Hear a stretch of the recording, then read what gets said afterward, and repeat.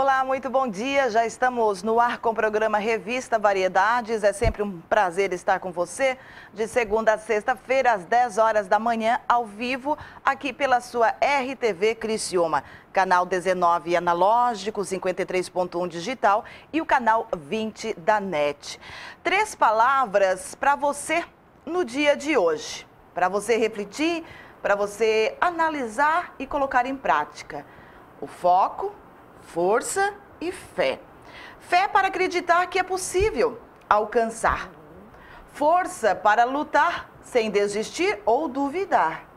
Foco para realizar os sonhos ainda mais depressa do que se imagina ser capaz. Feminicídio é o assassinato de uma mulher pela condição de ser mulher. Suas motivações mais usuais são o ódio, o desprezo ou o sentimento de perda do controle e da propriedade sobre as mulheres, comuns em sociedades marcadas pela associação de papéis discriminatórios ao feminino, como é o caso brasileiro. Agora, a advogada doutora Raquel Amboni da Cunha destaca sobre o feminicídio. Doutora, que prazer, muito bom dia, seja bem-vinda. Obrigada, Fátima, o prazer é todo meu. Bom dia também, bom dia a todo mundo que nos assiste. Espero contribuir com o assunto. E eu quero que você participe também do nosso programa, que você possa interagir conosco, fique à vontade no 99616-1917. O programa só está começando e avise todo mundo que a nossa programação está no rtv.net.br. Raquel Amboni da Cunha, advogada há 12 anos, atuando nas áreas de direito de família, direito do consumidor e direito criminal. Foi membro da Comissão de Eventos e presidente da Comissão de Admissibilidade da OAB Criciúma. Além disso, foi conselheira e atualmente é diretora secretária adjunta da OAB de Criciúma. Feminicídio, doutora, o que é exatamente? Então, Fátima, como tu já adiantou, o feminicídio é o homicídio onde a vítima é a mulher. Necessariamente, para acontecer o feminicídio, a vítima tem que ser mulher. E esse assassinato, essa morte, ela tem que se dar em decorrência da condição do sexo feminino. Então, quais são as características? Inicialmente, o homicídio doloso. O que significa o homicídio doloso? É quando aquele que está matando ou que está tentando matar, ele tem consciência de que ele pode matar, ele no mínimo assume o risco de que vai matar e tem que ter a vontade, ou seja, ele quer matar, ele quer assumir o risco de matar. E a segunda condição é que seja em função de a mulher ser mulher, do sexo feminino.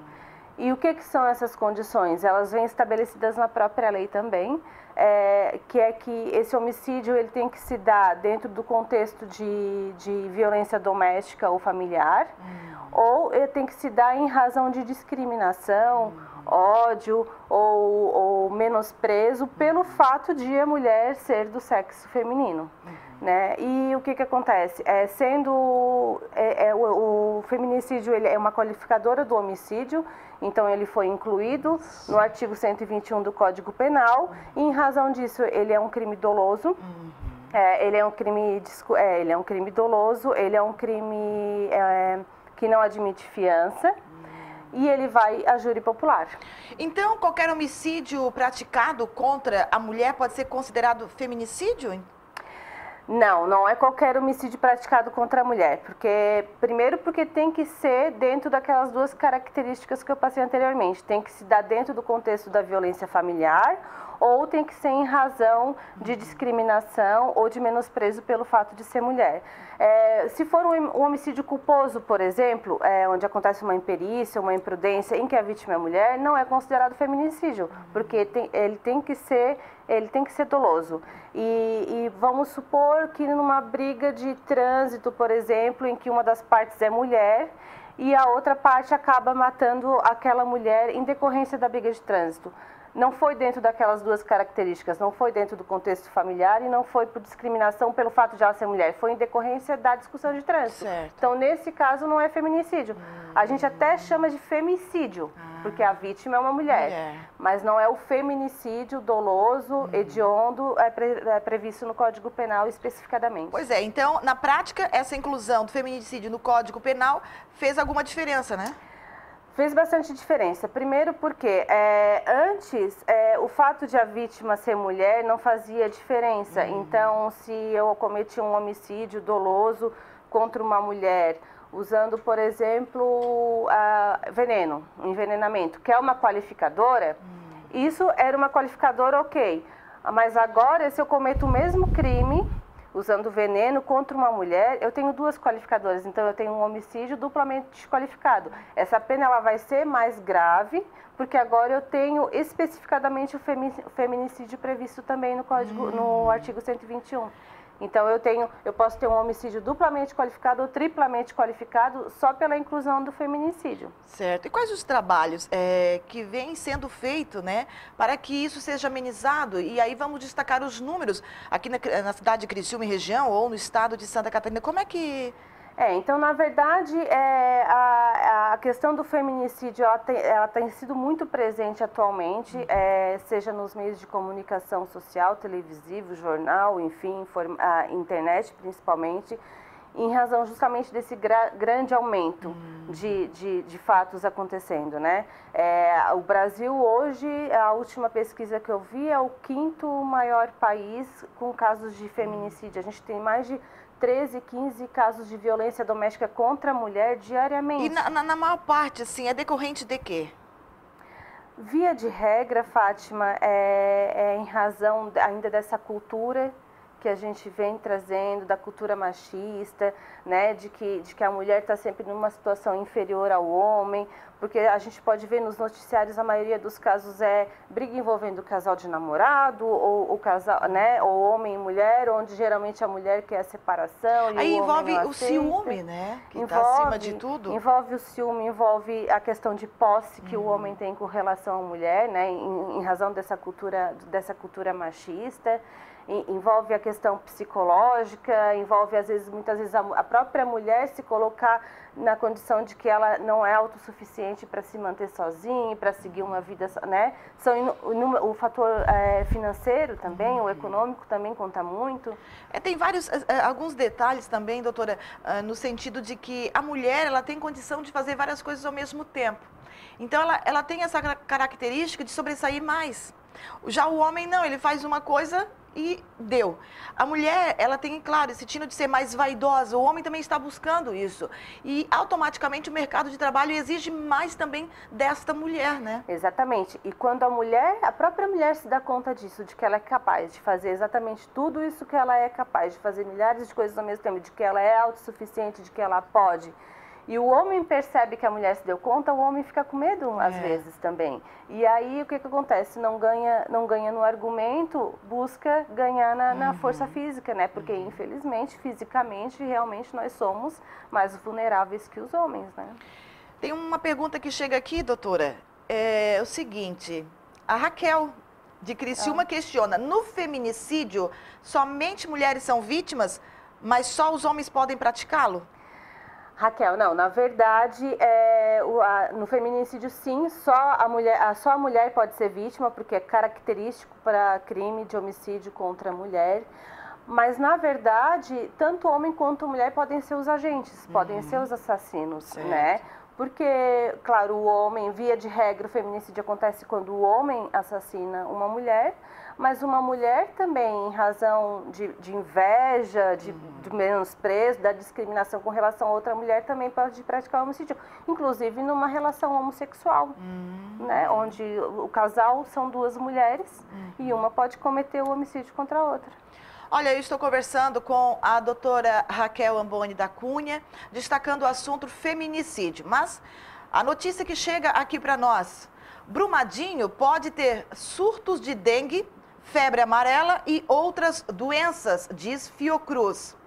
Estudo da Fundação analisa impactos na saúde após rompimento de barragem.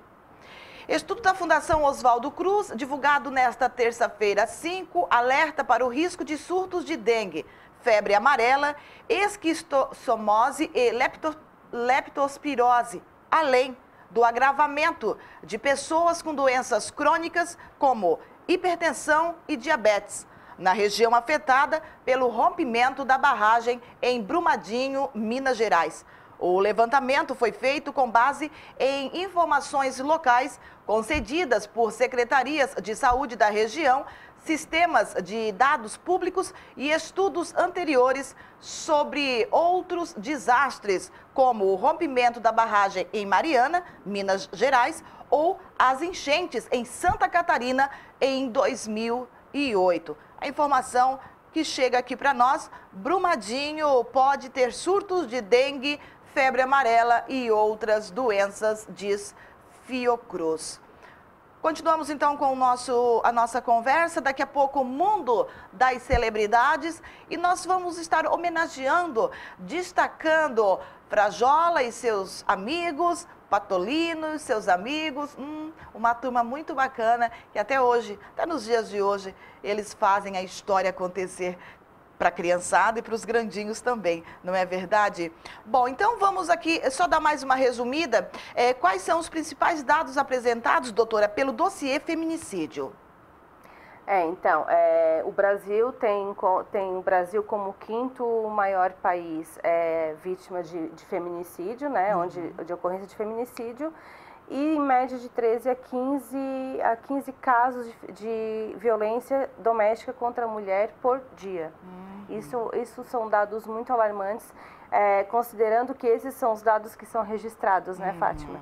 Porque a gente sabe que existem muitas vítimas de violência doméstica, de feminicídio acaba aparecendo porque existe a morte, né? Mas de violência doméstica em si, que não aparecem porque não são levados às autoridades.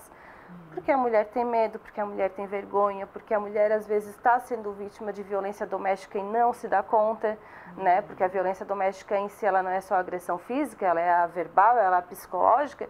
Então, muitas vezes a mulher nem se dá conta, né?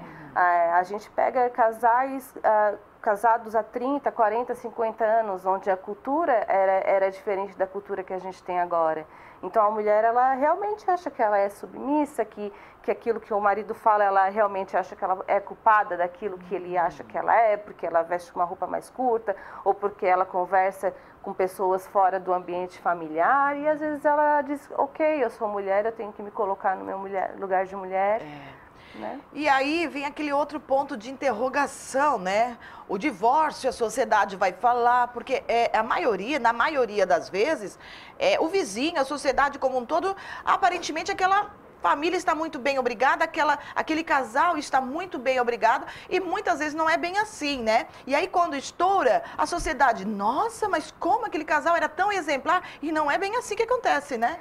Exatamente, é o típico família margarina que a gente chama, né? Como é que é a família margarina? Exatamente, que no externo é a família perfeita, é a família feliz, mas realmente, né, por trás das câmeras, né? Ou dentro de quatro paredes, a gente não sabe o que acontece, mas é justamente por isso que a gente estava falando dessa cultura. E aí uma hora a mulher acorda e ela vê que ela não precisa passar por aquilo ali. Porque, em razão desse movimento que vem acontecendo, né, do empoderamento feminino, da questão feminista, que a mulher não precisa ser feminista para se dar conta de que ela é capaz, né? Basta ela se dar conta mesmo, ela perceber que ela é tão ser humano quanto o homem, que ela tem todas as condições que o homem... Tem que ter respeito, né? Aquele respeito do início, do relacionamento, né? Exatamente. Eu costumo dizer que não é a guerra dos sexos, não é a guerra do sexo, é o respeito entre o cidadão, entre a pessoa, entre o ser humano, seja homem, mulher, homossexual, branco, negro. Tem que ter o respeito acima de tudo. Doutora, é possível identificar qual o perfil das mulheres vítimas de homicídios? Não é possível, porque é de todos os níveis sociais, é de toda a classe social, é de todo o ramo, desde a mulher que trabalha como empregada doméstica, a médica, entendeu? A executiva, a política, não, na verdade é mulher. É mulher, não importa. Não importa. E por que as mulheres negras são as principais vítimas desse crime, doutora? Já foi feita uma análise em cima disso? Eu acredito, eu pessoalmente não vi nenhuma análise, mas eu acredito porque daí envolve a questão racial também, né? A questão a questão econômica, financeira também, porque via de regra as mulheres negras infelizmente ainda têm uma situação econômica mais reduzida e aí vive em periferia, né? E aí pode ser em razão disso, acredito. E como fica com relação aos transexuais? Então, os transexuais é uma questão muito nova, recente. Eu ainda não vi nenhum julgado, não vi nenhuma jurisprudência com relação a isso, mas os doutrinadores já vêm discutindo essa questão. O que acontece? Vamos pressupor que a gente está falando do transexual mulher, né? Que nasceu biologicamente homem e se identifica como mulher. Então, se ele exterioriza a condição de mulher, se eu vendo uma transexual, eu identifico ela enquanto mulher. Se essa transexual já fez a cirurgia de mudança de sexo, se a transexual já alterou o registro civil, juridicamente ela já é reconhecida como mulher. Então, nesse quesito, a gente pode ter, sim, um feminicídio de uma transexual, porque ela, juridicamente falando, ela já é considerada... O direito já protege ela enquanto mulher, certo? Então, podemos ter aí um feminicídio. Inclusive, nesse caso, a gente pode ter um feminicídio praticado por uma mulher contra uma transexual. Num relacionamento homossexual, em que a transexual é homossexual também, a mulher, biologicamente falando, que nasceu biologicamente mulher, pode matar a transexual ou... num caso de discriminação de uma mulher contra outra, uma mulher... Não, essa transexual não é tão mulher quanto eu, e de repente essa transexual está se destacando e essa mulher pode, por discriminação, por ódio, matar a transexual. Agora a vida é tão bela, né? A vida é tão sublime e muitas pessoas não conseguem enxergar o valor da vida, né? A sua qualidade. Estamos apenas em fevereiro de 2019, estamos começando o ano e não queremos ouvir coisas desagradáveis, doutora, né? Mas sim coisas boas. Eu conversei com a doutora Raquel Amboni da Cunha, ela é advogada há 12 anos, atuando nas áreas de direito de família, direito do consumidor e direito criminal. Destaque aqui no Revista Variedades. Muito obrigada pela sua presença, doutora, sua mensagem. Eu agradeço, Fátima, mais uma vez o convite. Espero ter contribuído de alguma maneira com quem esteja nos ouvindo. E como tu falou mesmo, né? A vida é tão bela, né? A gente tem tanta coisa boa. Mulheres e homens têm todas as condições de serem parceiros e de crescerem juntos. Sejam juntos como casal ou sejam separados, mas que amigos, né? Porque ninguém é dono de ninguém, gente. O fundamental é o amor e o respeito enquanto ser humano. Sucesso, tudo de Igualmente, bom. Muito abraço. Obrigada. Obrigada.